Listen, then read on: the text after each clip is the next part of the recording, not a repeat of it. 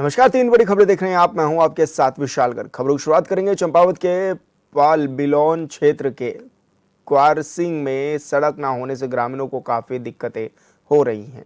बीमार लोगों को गर्भवती महिलाओं के लिए डोली ही एकमात्र जीवन देने का साधन है। डोली के सहारे बीमारों को मुख्य मार्ग तक पहुंचाया जाता है, जिसके बाद अस्पताल पहुंचाया जाता है। शनिवार को एक बीमार महिला को अस्पताल से घर ले जाने के लिए ग्रामीणों ने डंडों को रस्सी से बांधकर डोली बनाकर 4 किलोमीटर की खड़ी चढ़ाई पार कर उसे घर तक पहुंचाया। ग्रामीण लंबे समय से यहां सड़क सुविधा की मांग कर रहे हैं, लेकिन सड़क सुविधा न होने के कारण ग्रामीणों को काफी दिक्कतों का सामना करना पड़ रहा है। सबसे बड़ी समस्या स्कूल जाने वाले बच्चों, गर्भवती महिलाओं और बीमार लोगों को लाने ले जाने में सामने आ रही है।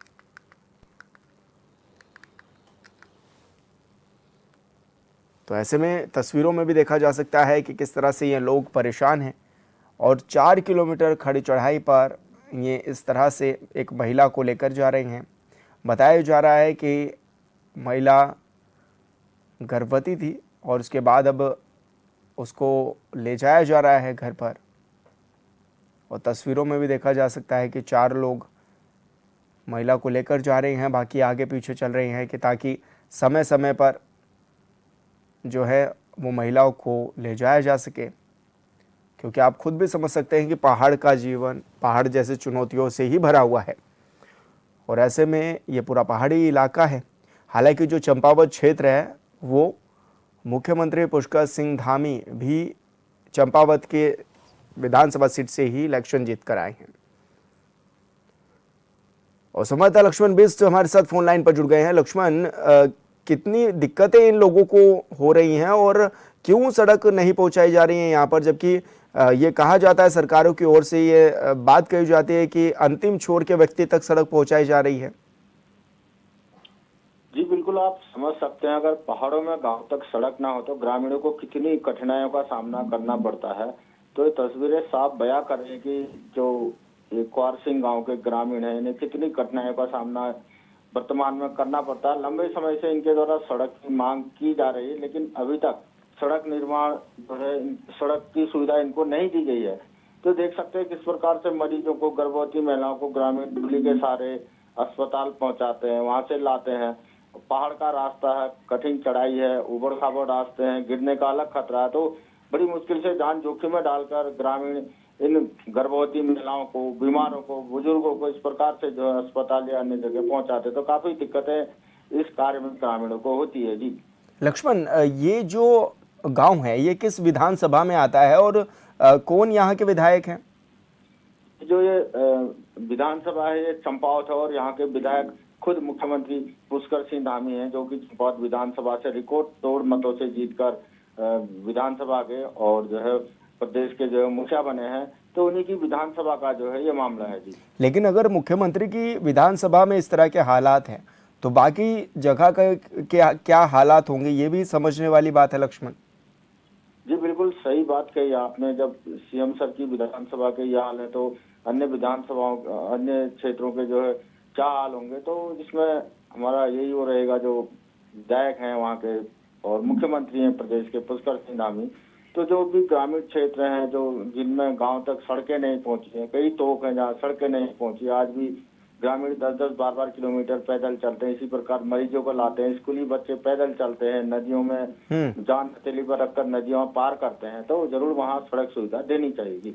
कब से ये सड़क नहीं बनी है या फिर अभी तक आज तक बनी ही नहीं पाई है ये सड़क लक्ष्मण? ना सड़क ही नहीं बनी, जब से देश आजाद हुआ तब से जो है सड़क ही नहीं बनी है इसमें। तो क्या कुछ मांग कर रही हैं ग्रामीण? ग्रामीण तो हमेशा मांग करते ही आए हैं कि हमें सड़क सुविधा से जोड़ा जाए और हमें जो सुविधाएं दी जाए, स्वास्थ्य सुविधाएं दी जाए और अन्य सुविधाएं दी जाए। तो जो है अभी तक जो है इनको ये सुविधाएं नहीं मिल पाई है। लेकिन ऐसे में क्या कोई अधिकारी भी नहीं चेत रहे हैं या फिर आसपास के जो नेता हैं क्या वो इनकी समस्याओं को नहीं उजागर कर रहे हैं कि कितना परेशान ये लोग हो रहे हैं, डंडी कंडी के सहारे अस्पतालों तक जा रहे हैं? तो ऐसे में क्योंकि एयर एम्बुलेंस की भी बात कही गई, क्या उनके माध्यम से भी इनको नहीं पहुंचाया जा रहा है यहाँ पर? जी एयर एम्बुलेंस के लिए भी हेलीपैड होना जरूरी है। अब गांव है जहाँ सड़क नहीं है तो वहाँ हेलीपैड कहाँ से निर्माण होगा? मेन समस्या ये है। तो हेलीपैड निर्माण के लिए भी जो है वहाँ वो सामग्री है, उसकी निर्माण सामग्री, उसको पहुंचाने के लिए भी वाहन चाहिए जो वहां तक जाए, निर्माण सामग्री पहुंचाए। जब सड़क ही नहीं तो शैली सुविधा कहाँ से मिलेगी? तो ये काफी गंभीर मामला है। तो इसमें सरकार ने भी और शासन प्रशासन ने भी और जनप्रतिनिधियों ने भी गंभीरता से संज्ञान लेना चाहिए और ग्रामीणों को सड़क जैसी मूलभूत सुविधाएं तो देनी चाहिए। चंपावत जिले में भी कई ऐसी ग्राम सभाएं हैं जहाँ सड़क नहीं पहुंची है। तो प्रशासन का क्या कुछ कहना है, एसडीएम डीएम का, क्या बन पाएगी आने वाले समय में यहाँ पर सड़कें, या फिर ये लोग ऐसे ही परेशान होते रहेंगे? जी फिलहाल अभी प्रशासन का कहना है कि मामले का संज्ञान लिया जाएगा और जो है इसकी जो है डीपीआर या अन्य चीजें विभागों से इसकी वो कराई जाएगी, सर्वे कराई जाएगी। जो दूसरी बात पहाड़ों में आती है सबसे बड़ी जो अड़चन आती है वो है जंगलों की। तो इसमें जो है यहाँ से जो संबंधित विभाग हैं वो शासन को प्रस्ताव भेज देते, लेकिन जो वन विभाग की जो अड़चन है जो उसकी वो है, तो वो सबसे बड़ी अड़चन जो इसमें आती है उसका निस्तारण ना होने की वजह से आज भी कई ग्राम सभाएं जो है सड़क विहीन हुई है। कई जगह मुख्यमंत्री की घोषणा भी उसके बावजूद भी 3-3, 4-4 साल हो गए वहाँ सड़क निर्माण तक नहीं हुआ है। तो सबसे बड़ी अड़चन पहाड़ों में वन आपत्ति की आती है। जी लेकिन लक्ष्मण, अगर इन लोगों को कुछ हो जाता है तो इसका जिम्मेदार कौन होगा? क्योंकि इनको समय पर ना ही तो दवाई मिल पा रही है, ना ही डॉक्टर मिल पा रहा है, ना ही सड़क है, तो कैसे ये समय पर पहुंच पाएंगे डॉक्टर्स के पास? और स्वास्थ्य सुविधाओं की अगर बात कर ले तो कितनी कारगर है चंपावत में? चंपावत में जो सबसे बड़ा हॉस्पिटल है वो जिला चिकित्सालय है। तो अब जो ये ग्रामीण क्षेत्र है जहाँ सड़क ही नहीं है तो चिकित्सा सुविधा भी नहीं है। अब कोई गंभीर रूप में बीमार हो जाता है, किसी महिला का प्रसव कराना होता, तो इसी प्रकार से ग्रामीणों को वहां से कई किलोमीटर दूर जो है सड़क तक लाना पड़ता है। इस प्रकार से वहां से फिर वाहन के जरिए चंपावत पहुंचाना पड़ता है जिला चिकित्सालय में। तो समझ सकते हैं कि कितनी दिक्कतें इन ग्रामीणों को होती होगी, मरीजों को झेलनी पड़ती होगी। कई लोग जो है समय पर अस्पताल ना पहुंचने से जो है जान भी जो है गंवा चुके हैं। जी क्योंकि ये कहा भी जा सकता है लक्ष्मण, अभी तो ठीक है, इनको इतने लोग मिल गए और ये इनको लेकर के आ गए, अगर वहां पर ये लोग अपने काम पर चले जाएंगे और लोग वहां पर ना हुए तब ये लोग कैसे पहुंचेंगे अस्पतालों तक? जी बिल्कुल, जो डोली को जो कंधा देते हैं, आज गांव में जो है आपको पता है कि उत्तराखंड में बेरोजगारी का आलम क्या है, तो सारे युवा जो है अधिकतर युवा गांव से पलायन कर चुके हैं। तो गांव में आप डंडी कंडी को कंधा देने के लिए भी लोग जो है बहुत सीमित मात्रा में जो है बचे हुए हैं।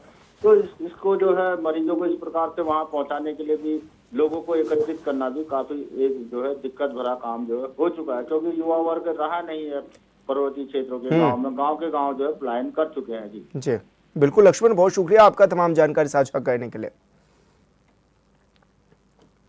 और दूसरी बड़ी खबर का रुख करेंगे। बरसात से पहाड़ों में जनजीवन अस्त व्यस्त होने से लोगों को काफी दिक्कतों का सामना करना पड़ रहा है। वहीं टिहरी के घनसाली समेत कई पहाड़ी इलाकों में सड़कें पूरी तरह क्षतिग्रस्त हो गई हैं। टिहरी में जहां आंतरिक सड़कें क्षतिग्रस्त हुई हैं, वहीं बरसात से झाड़ियां कई जगहों पर जम गई हैं, जिसको नगर पालिका द्वारा हटाया जा रहा है।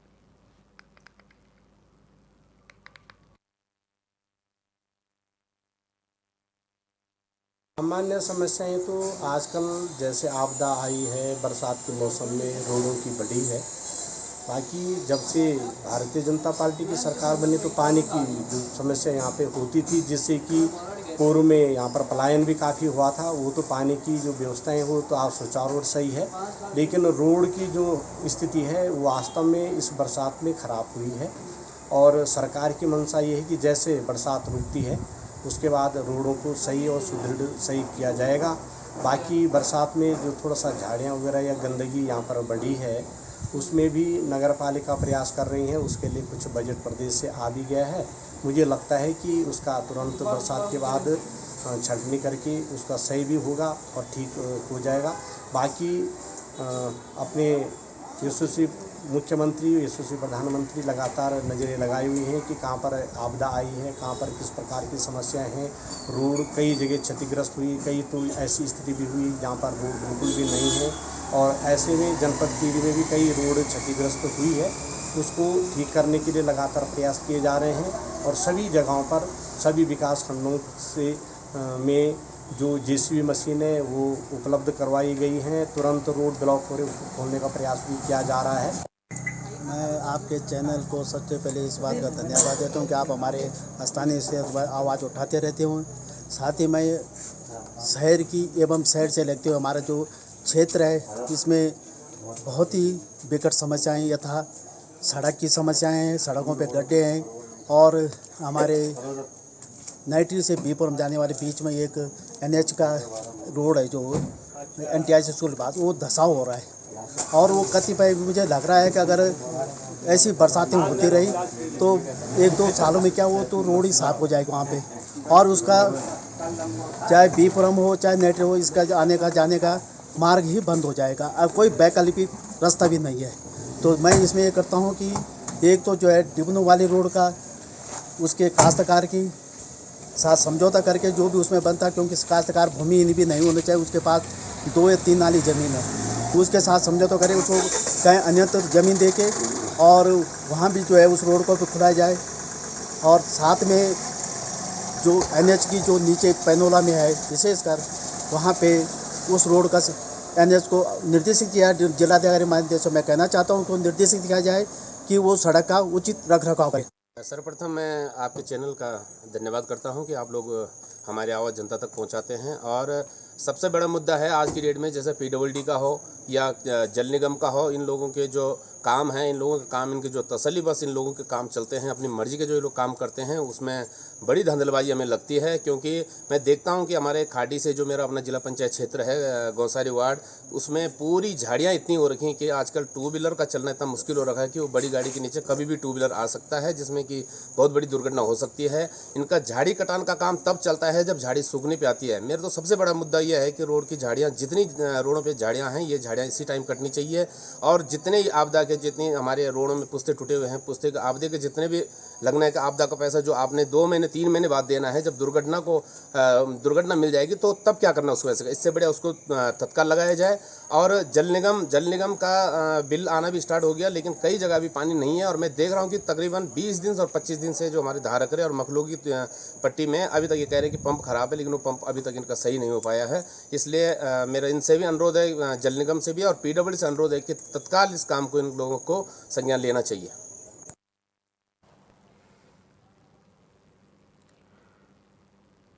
और ज्योति प्रसाद डोभाल हमारे साथ जुड़ गए हैं। ज्योति, जिस तरह की तस्वीरें आ रही हैं, लोग परेशान हैं, ऐसे में किस तरह की व्यवस्थाएं की जा रही है ताकि इन लोगों को राहत मिल सके?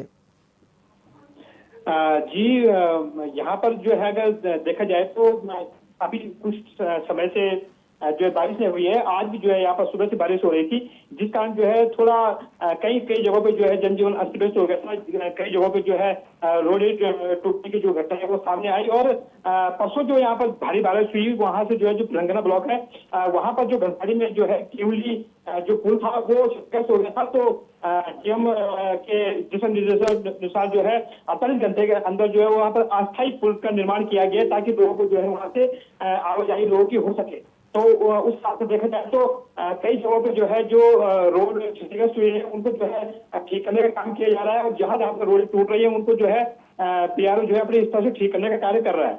जी, आवाजाही में किस तरह की दिक्कतें हो रही हैं लोगों को और लगभग कितनी आबादी ऐसी है जो यहाँ से आकर आती जाती है और दिक्कतें उनको हो रही हैं?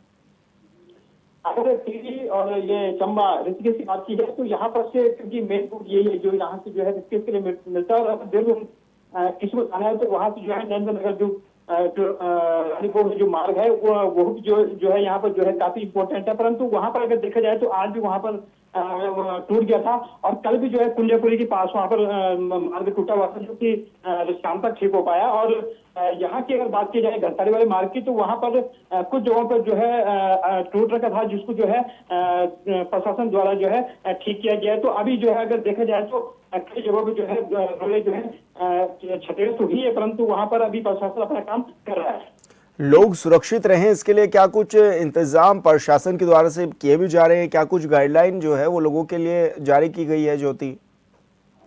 जी, अगर देखा जाए तो प्रशासन ने जो है कई जगहों पे जो है गाइडलाइन जारी की है, जैसे कि जो झील है यहाँ पर सबसे बड़ी झील यहाँ पर एक की है, उसके आसपास जो है लोगों को रोका गया है कि वहां जो लोग न जाएं। और जो यहाँ पर जो रोडे हैं जो क्षतिग्रस्त हुई है, जो छोटी जो लिंक मार्ग है उनको बनाने का कार्य किया जा रहा है। और जो रोडे यहाँ पर जहाँ पर जो लोगों की आवाजाही ज्यादा होती है वहां पर जो है प्रशासन ज्यादा ध्यान दे रहा है। लोगों को भी घरों से कम निकलने के लिए कहा गया है कि लोग जो है तभी घर से निकले जब जरूरी हो, और भारी बरसात में लोग घरों से बाहर न निकले जी। अभी कितनी बड़ी संख्या में भूस्खलन जैसी तस्वीरें वहां पर बनी हुई हैं और किस तरह की अभी स्थिति बनी हुई है आवाजाही में, क्योंकि दिक्कतें तो हो ही रही हैं लेकिन प्रशासन किस तरह से चाक चौबंद अपनी नजरें बनाए हुए हैं?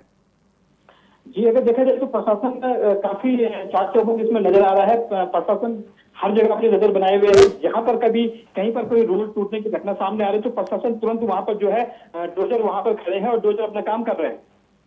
लेकिन जो लोग पहाड़ों में रुक कर रहे हैं, पहाड़ों में आ रहे हैं, चाहे वो घूमने के लिहाज से आ रहे हों, तो उनको किस तरह सतर्कता बरतने की जरूरत भी है? और अभी मौसम विभाग की भी अगर माने, क्योंकि मौसम विभाग भी साफ तौर पर ये कह रहा है ज्योति कि कभी भी भूस्खलन जैसी घटनाएं और बढ़ सकती हैं प्रदेश में, क्योंकि बारिश बहुत ज्यादा होने वाली है। देखा जाए तो प्रशासन जो है अगर अलर्ट को देखते हुए प्रशासन चाक चौबंद है, और प्रशासन जहां पर जो मौसम विभाग द्वारा अलर्ट जारी हो रहा है वहां पर जो है प्रशासन जो है अपने अधिकारियों को जो है स्थान न छोड़ने की बात कह रहा है, और सारे जो अधिकारी है उनको छुट्टी न लेने की बात जो है प्रशासन द्वारा की गई है कि अधिकारी जो है अपने स्थान पर डटे रहे, और जो जहां पर जो है जरूरी हो तो वहां पर जो है प्रशासन दिशा निर्देशों के अनुसार कार्य करे। अच्छा, इन लोगों को क्या मूलभूत सुविधाएं उपलब्ध हो पा रही हैं? ऐसा तो नहीं कि क्योंकि एक तरफ पहाड़ दरक रहे हैं, भूस्खलन हो रहा है, सड़कें बाधित हो रही हैं और खाने पीने की राशन की तो कोई कमी नहीं है ना इन लोगों को? नहीं, खाने पीने की राशन की कोई कमी नहीं है। अभी जो है क्योंकि यहाँ बरड़ी में जो है 3 शहर है यहाँ पर, जहाँ लोग गरीब लोग रहते हैं, उनका यहाँ पर जो है बारिश से थोड़े क्षतिग्रस्त हो गए थे, तो उनको और घनसाली में भी प्रशासन ने जो है अपनी तरफ से जो है किट मुहैया करवाई है, ताकि जो है लोगों को जो है दिक्कत का सामना न करना पड़े। बिल्कुल ज्योति, आप बने रहिए हमारे साथ विनोद जी भी जुड़ गए हैं, पूर्व जिला अध्यक्ष हैं बीजेपी से। बहुत स्वागत है विनोद जी आपका HNN पर। धन्यवाद आपका जी। विनोद जी, ये किस तरह की दिक्कतें जो हैं वो लोगों के सामने भी हो रही हैं, और क्योंकि राज्य में सरकार भी आपकी है, और ऐसे में किस तरह से इंतजाम किए जा रहे हैं कि लोगों को कम से कम असुविधा हो सके? एक्चुअली में ऐसा है कि अभी पंचायत चुनाव हुए हैं, और पंचायत चुनाव में जो छोटे चुनाव होते हैं उसमें गुटबाजी, पार्टीबाजी ये सो होता है। आपदा की दृष्टिकोण से सड़कें बाधित हुई है, लेकिन सरकार और प्रशासन की तरफ से खाद्यान्न की कोई कमी नहीं है। मैं खुद भी वहां गया था। हमारे वहां पे क्षेत्रीय विधायक सत्यलाल शाह जी ने भी आपदाग्रस्त क्षेत्र का दौरा किया। DM साहब का भी, SDM का, प्रशासन के लोगों का भी वहां दौरा हुआ है, और ऐसा कहीं पर भी देखने को नहीं मिला जहां पर राशन की कमी रही हो या किसी के लिए घर रहने का नहीं हो। इस प्रकार की स्थिति भगवान की कृपा से टिहरी जनपद की कहीं भी किसी भी इलाके में नहीं देखने को मिली है। क्योंकि विपक्षी लोगों के पास कुछ ऐसा ठोस मुद्दा नहीं है। ये हम भी समझते हैं कि जहां पर आपदा आई, जहां पर लोगों को दिक्कत हो रही, वो दिक्कतें दूर होनी चाहिए, जैसे उत्तरकाशी वाले, चमोली वाले क्षेत्र में हुई है। लेकिन जनपद टिहरी के किसी भी इलाके में ऐसी कहीं पर कोई घटना नहीं हुई है, और न कहीं पर राशन की कोई कमी मुझे देखने को मिली है। फिर भी मैं आपके चैनल के माध्यम से ये बताना चाहता हूँ कि कहीं पर भी अगर ऐसी कहीं स्थिति है कि जहाँ खाद्यान्न नहीं है, हमारे संज्ञान में आएगी, प्रशासन के संज्ञान में आएगा, तो हम वहां पर इसको निश्चित रूप से तुरंत त्वरित गति से वहां पर उस कमी को दूर करने का पूरा प्रयास करेंगे। जी बिल्कुल विनोद जी, बहुत शुक्रिया आपका, आप हमारे साथ जुड़े, आपने अपनी बात रखी। ज्योति, आपका भी बहुत शुक्रिया। और तीसरी बड़ी खबर का रुख करेंगे। झांसी की बबीना सीट से बीजेपी विधायक राजीव सिंह की शिकायत पर प्रभारी मंत्री ने पत्र लिखा तो पुलिस महकमे में हड़कंप मच गया। लेकिन अब सदर विधायक रवि शर्मा का पत्र सामने आया है, जिसने झांसी के सियासी पारे को भी चढ़ा दिया है। एक विधायक को इंस्पेक्टर की कार्यशैली योगी सरकार के अनुकूल लगती है, जबकि दूसरे को लगता है कि इंस्पेक्टर उनसे रंजिश रखता है। दरअसल गुरुवार को प्रभारी मंत्री बेबी रानी मौर्य ने एक पत्र ने झांसी से लेकर लखनऊ तक खलबली मचा दी। पत्र में प्रभारी मंत्री ने बबीना विधायक की शिकायत पर डीजीपी को इंस्पेक्टर आनंद सिंह के खिलाफ जांच कर कार्रवाई की बात कही थी। उन्होंने बताया कि इंस्पेक्टर आनंद सिंह बबीना विधायक से अभद्रता करते हैं और रंजिश भी रखते हैं। बेबी रानी के पत्र पर सपा ने भी खूब राजनीतिक रोटियां सेकी। उधर पत्र वायरल होने पर आईजी झांसी ने इंस्पेक्टर आनंद सिंह को सीपरी थाने से हटाकर AHTU का प्रभारी बना दिया है। और संवाददाता धीरेन्द्र रायकुमार हमारे साथ बने हुए हैं। धीरेन्द्र, क्या कुछ ये पूरा मामला था और अभी किस तरह की कार्रवाई इसमें देखने को मिली? बिल्कुल, अगर बात करें झांसी की तस्वीरें निकलकर सामने आई है, कहीं ना कहीं आप देख रहे हैं दो पत्र यहाँ से वायरल हुए हैं। हेलो जी, अपनी बात पूरी करिए धीरेन्द्र। दो पत्र वायरल हुए हैं। वायरल होने के बाद आप देख पा रहे होंगे, पहले तो बेबी रानी मौर्य ने DGP को लिख दिया है कि यहाँ पर जो आनंद सिंह इंस्पेक्टर हैं उनकी कार्यशैली सही नहीं है। कहीं ना कहीं राजीव परीक्षा के कहते हुए यह पूरा पत्र लिखा गया है। उसके बाद जो नगर विधायक हैं उन्होंने एक पत्र जारी किया है DGP को कि योगी सरकार के अनुकूल ही आनंद सिंह इंस्पेक्टर अपनी लगातार सेवाएं दे रहे हैं। लेकिन ऐसे में साफ तौर पर नजर आ रहा